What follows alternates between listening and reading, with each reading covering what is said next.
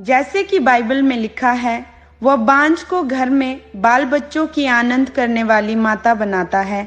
ये जीवित वचन इस बहन के जीवन में पूरा हुआ और परमेश्वर ने इन्हें शादी के 8 सालों बाद बच्चों के साथ आशीषित किया। तो आइए हम सुनते हैं इनकी गवाही को। सबको जय मसीह की। मेरा नाम आशा है, मैं हिमाचल की रहने वाली हूँ। मैं आज अपने जीवन की सबसे बड़ी गवाही देने जा रही हूँ। 2011 में मेरी शादी हुई। शादी के कुछ समय बाद मुझे दुष्ट आत्मा के अटैक होने शुरू हुए। जब मैं चलती थी तो मुझे ऐसा लगता था कि कोई मेरे पीछे चल रहा है। जब मैंने पीछे मुड़कर देखना तो कोई नहीं होता था। उसकी वजह से मैं बहुत डर जाती थी। दुष्ट आत्माओं की वजह से मेरे स्वभाव पर बहुत बदलाव आ गया, जिसकी वजह से मैं बहुत चिड़चिड़ी हो गई थी। इसकी वजह से मैं अपने पति के साथ बहुत ज़्यादा लड़ती थी। छोटी छोटी बातों पर बहुत ज़्यादा लड़ती थी। दुष्ट आत्माओं की वजह से मेरे शरीर पर भी असर पड़ना शुरू हो गया।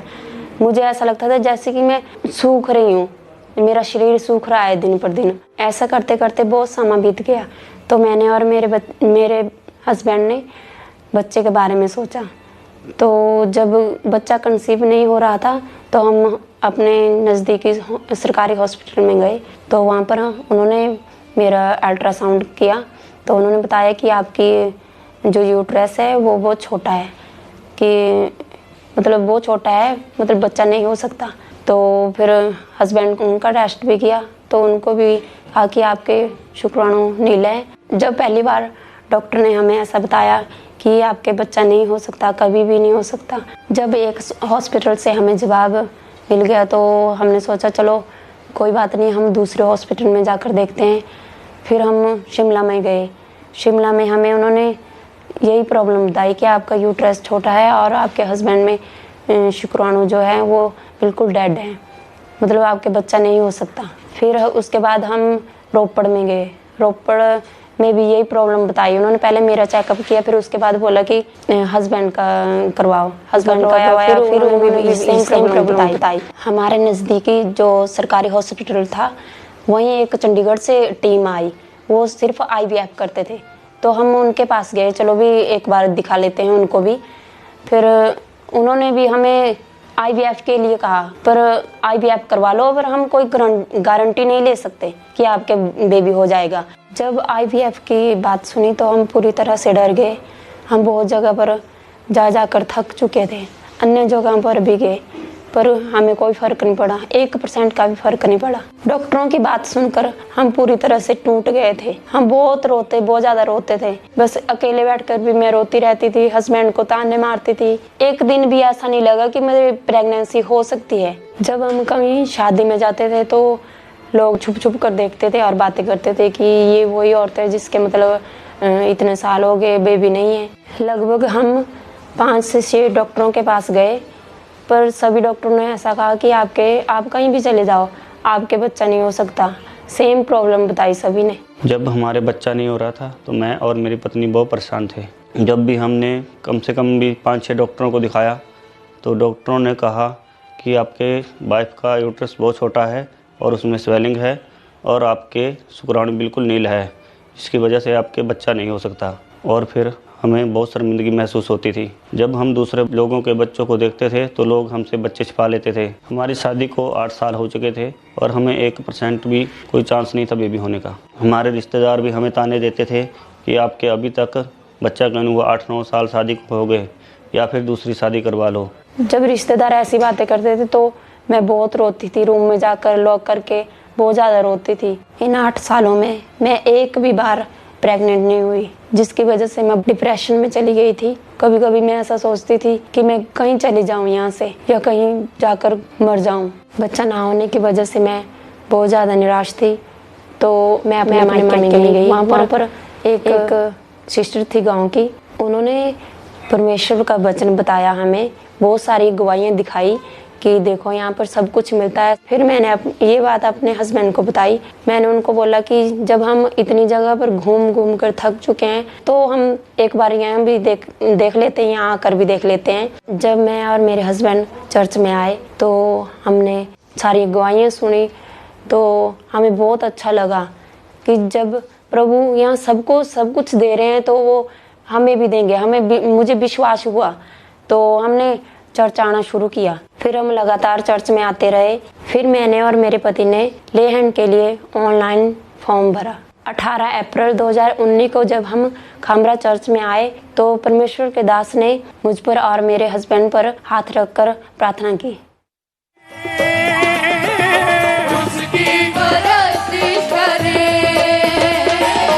उसकी परस्तिश करे। वही सना के लायक हमेशा, वही सना के लायक हमें। जब परमेश्वर के दास ने हमारे सिर पर हाथ रखा तो एकदम से झटका सा लगा। ऐसा लगा जैसे कि मेरा सारा शरीर हल्का हो चुका है। उस लेहन के बाद मुझे प्रभु ने दुष्ट आत्माओं से फ्री किया। उसके बाद कोई अटैक नहीं हुआ मेरे ऊपर। उस लेहन प्रार्थना के बाद 29 अप्रैल 2019 को मैंने अपना प्रेगनेंसी टेस्ट किया तो मैं शादी के 8 सालों में पहली बार प्रेग्नेंट थी। जब मैरिज के 8 सालों बाद हमने प्रेगनेंसी टेस्ट पॉजिटिव देखा तो मैं और मेरे हस्बैंड बहुत ज़्यादा खुश हुए। फिर 4 जनवरी 2020 को मुझे परमेश्वर ने एक हेल्दी बेबी गर्ल के साथ ब्लेस किया। फिर उसके बाद 2 साल बाद प्रभु ने मुझे जनवरी 2022 में मुझे बेटे के साथ भी ब्लेस किया। हम अब अपने बच्चों के साथ बहुत ज़्यादा खुश हैं। जिन बहनों के पास बेबी नहीं है मैं उनको यही सलाह देना चाहती हूँ कि वो प्रभु के घर में आए, प्रभु का वचन सुने। यहाँ पर सब कुछ मिलता है, सब कुछ मिलेगा सबको। जैसे परमेश्वर ने शादी के 8 सालों बाद मुझे ब्लेस किया बच्चों के साथ, वैसे ही वह आपको भी ब्लेस करेंगे।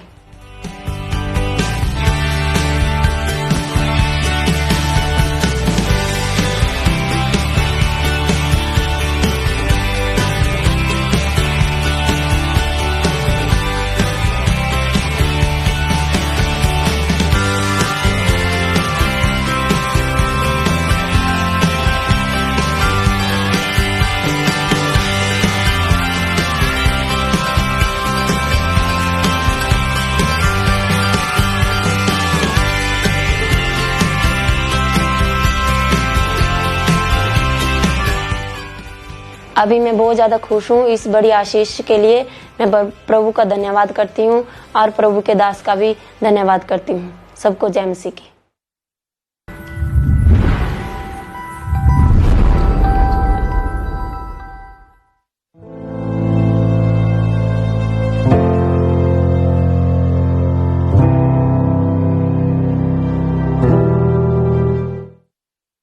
जैसे कि बाइबल में लिखा है, विश्वास के साथ की गई प्रार्थना से रोगी निरोग होते हैं और प्रभु उसे उठाकर खड़ा कर देता है। इस वचन के द्वारा परमेश्वर ने इस बहन को चंगाई दी।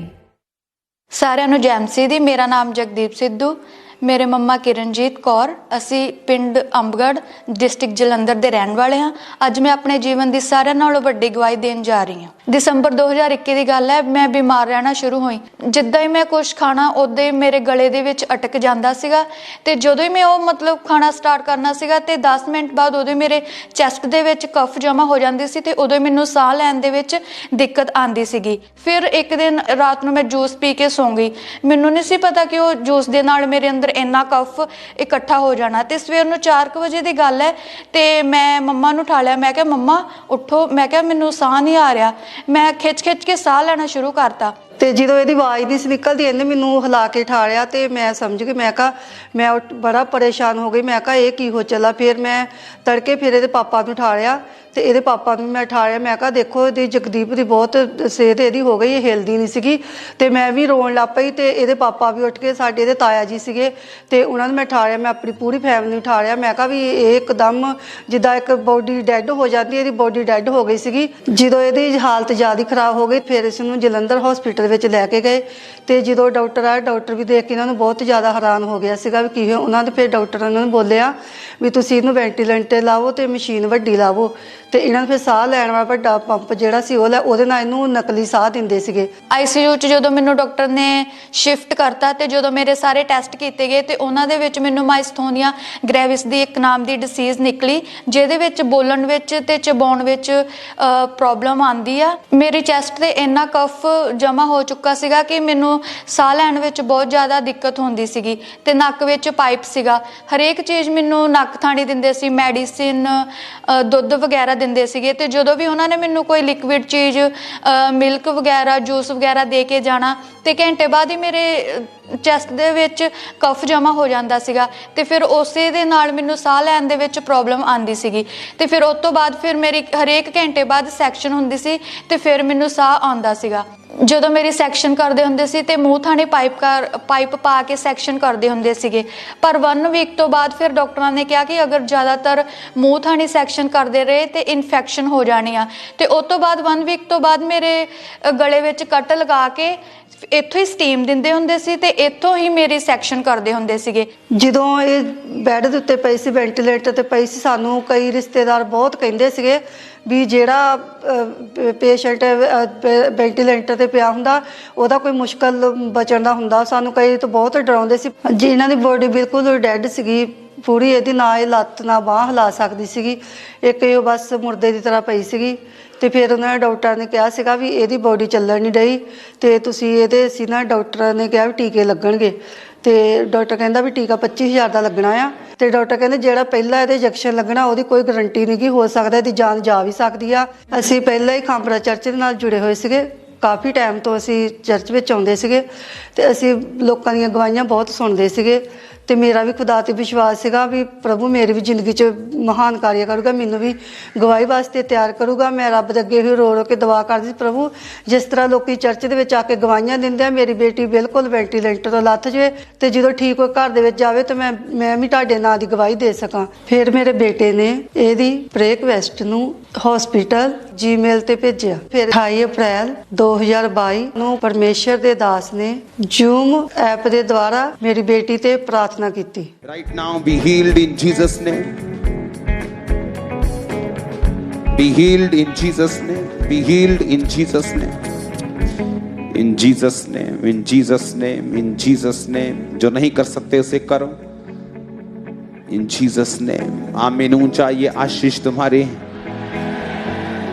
ਜਦੋਂ ਪਰਮੇਸ਼ਵਰ ਦੇ ਦਾਸ ਨੇ ਜ਼ੂਮ ਐਪ ਦੁਆਰਾ ਮੇਰੇ ਉੱਤੇ ਪ੍ਰੇਅਰ ਕੀਤੀ ਤੇ ਮੇਰੇ ਸਰੀਰ ਦੇ ਵਿੱਚੋਂ ਇੱਕਦਮ ਸੇਕ ਨਿਕਲਿਆ ਤੇ ਮੈਨੂੰ ਮਹਿਸੂਸ ਹੋਇਆ ਕਿ ਮੈਨੂੰ ਪਵਿੱਤਰ ਆਤਮਾ ਨੇ ਟੱਚ ਕੀਤਾ। ਲੇ ਹੈਂਡ ਪ੍ਰਾਰਥਨਾ ਤੋਂ ਬਾਅਦ ਦੂਸਰੇ ਦਿਨ ਹੀ ਮੈਨੂੰ ICU ਦੇ ਵਿੱਚੋਂ ਦੂਸਰੇ ਰੂਮ ਦੇ ਵਿੱਚ ਸ਼ਿਫਟ ਕਰ ਦਿੱਤਾ ਗਿਆ ਤੇ ਉਸ ਦੇ ਅਗਲੇ ਦਿਨ ਹੀ ਮਤਲਬ ਮੈਂ ਔਰਲੀ ਮੇਰੇ ਨੱਕ ਦੇ ਵਿੱਚੋਂ ਪਾਈਪ ਕੱਢ ਦਿੱਤਾ ਗਿਆ ਤੇ ਮੈਂ ਔਰਲੀ ਆਪਣੀ ਮੈਡੀਸਿਨ ਲੈਣ ਲੱਗ ਪਈ ਤੇ ਦੂਸਰੇ ਦਿਨ ਹੀ ਮੇਰੀ ਸੈਕਸ਼ਨ ਵਾਲੀ ਮਸ਼ੀਨ ਉਤਰ ਗਈ। ਲੇ ਹੈਂਡ ਪ੍ਰਾਰਥਨਾ ਤੋਂ ਬਾਅਦ 5 ਦਿਨ ਬਾਅਦ ਹੀ ਮੈਨੂੰ ਹਸਪੀਟਲ ਤੋਂ ਛੁੱਟੀ ਮਿਲ ਗਈ ਤੇ ਉਸ ਤੋਂ ਬਾਅਦ ਪੂਰੀ ਤਰ੍ਹਾਂ ਪ੍ਰੋਪਰ ਮੈਂ ਖਾਣਾ ਖਾਣ ਲੱਗ ਪਈ, ਬੋਲਣ ਲੱਗ ਪਈ ਤੇ ਆਪਣੀ ਸਾਹ ਲੈਣ ਲੱਗ ਪਈ। ਹੁਣ ਮੈਨੂੰ ਕੋਈ ਵੀ ਦਿੱਕਤ ਨਹੀਂ ਆ, ਨਾ ਸਾਹ ਲੈਣ ਵਿੱਚ ਨਾ ਬੋਲਣ ਦੇ ਵਿੱਚ ਤੇ ਕੋਈ ਵੀ ਮੇਰੇ ਅੰਦਰ ਕਫ ਨਹੀਂ ਜਮਾ ਹੁੰਦੀ। ਜੋ ਮੈਨੂੰ ਡਾਕਟਰ ਨੇ ਪ੍ਰੋਬਲਮ ਦੱਸੀ ਸੀ, ਬਿਮਾਰੀ ਦੱਸੀ ਸੀ ਮਾਈਸਥੋਨੀਆ ਗ੍ਰੈਵਿਸ, ਕਿ ਜਿਸ ਦੇ ਵਿੱਚ ਬੰਦਾ ਬੋਲ ਨਹੀਂ ਸਕਦਾ, ਖਾ ਨਹੀਂ ਸਕਦਾ, ਪਰ ਲੇ ਹੈਂਡ ਪ੍ਰਾਰਥਨਾ ਦੁਆਰਾ ਮੈਂ ਹੀਲ ਹੋਈ ਤੇ ਹੁਣ ਮੈਂ ਪ੍ਰੋਪਰ ਖਾਂਦੀ ਆ, ਪ੍ਰੋਪਰ ਬੋਲਦੀ ਆ। ਹੁਣ ਮੈਂ ਤੁਹਾਡੇ ਸਾਹਮਣੇ ਬਿਲਕੁਲ ਠੀਕ ਆ ਪ੍ਰਭੂ ਦੇ ਅਨੁਗ੍ਰਹਿ ਦੇ ਨਾਲ, ਆਪਣੇ ਘਰ ਦੇ ਵਿੱਚ ਪ੍ਰੋਪਰ ਅੱਛੀ ਤਰ੍ਹਾਂ ਬਿਲਕੁਲ ਆਪਣੀ ਫੈਮਿਲੀ ਦੇ ਨਾਲ ਖੁਸ਼ ਹਾਂ, ਖਾਂਦੀ ਪੀਂਦੀ ਹਾਂ, ਤੁਰਦੀ ਫਿਰਦੀ ਹਾਂ। ਹੁਣ ਮੇਰੀ ਕੋਈ ਸੈਕਸ਼ਨ ਨਹੀਂ ਹੁੰਦੀ, ਨਾ ਮੇਰੇ ਮਸਲਸ ਵੀਕ ਆ, ਮੇਰੇ ਮਸਲਸ ਬਿਲਕੁਲ ਸਟਰੋਂਗ ਹੋ ਚੁੱਕੇ ਪ੍ਰਭੂ ਦੇ ਅਨੁਗ੍ਰਹਿ ਦੇ ਨਾਲ। ਜਿੰਨੇ ਲੋਕ ICU ਦੇ ਵਿੱਚ ਵੈਂਟੀਲੇਟਰ ਤੇ ਆ, ਪਰਮੇਸ਼ਵਰ ਤੇ ਵਿਸ਼ਵਾਸ ਰੱਖੋ। ਜਿਸ ਤਰ੍ਹਾਂ ਉਸਨੇ ਮੇਰੀ ਵੈਂਟੀਲੇਟਰ ਮੈਨੂੰ ਨਕਲੀ ਸਾਹ ਤੋਂ ਮੈਨੂੰ ਆਪਣਾ ਮੇਰਾ ਖੁਦ ਦਾ ਸਾਹ ਦਿੱਤਾ ਤੇ ਮੈਂ ਅੱਜ ਉਹਦੇ ਅਨੁਗ੍ਰਹਿ ਦੇ ਨਾਲ ਤੁਹਾਡੇ ਸਾਹਮਣੇ ਜੀਵਿਤ ਹਾਂ, ਆਪਣਾ ਸਾਹ ਲੈ ਰਹੀ ਹਾਂ, ਬੋਲ ਪਾ ਰਹੀ ਹਾਂ। ਤੇ ਮੈਂ ਇਹੀ ਕਹੂੰਗੀ ਪਰਮੇਸ਼ਵਰ ਤੇ ਭਰੋਸਾ ਰੱਖੋ, ਉਹ ਸਭ ਕੁਝ ਕਰਨ ਵਾਲਾ ਪਿਤਾ ਪਰਮੇਸ਼ਵਰ ਹੈ।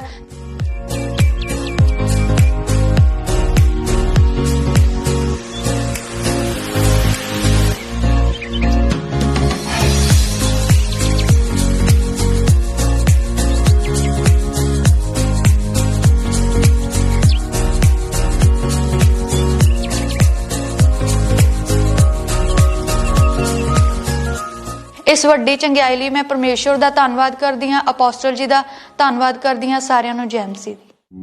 जोर से परमेश्वर की तारीफ करें, तालियों में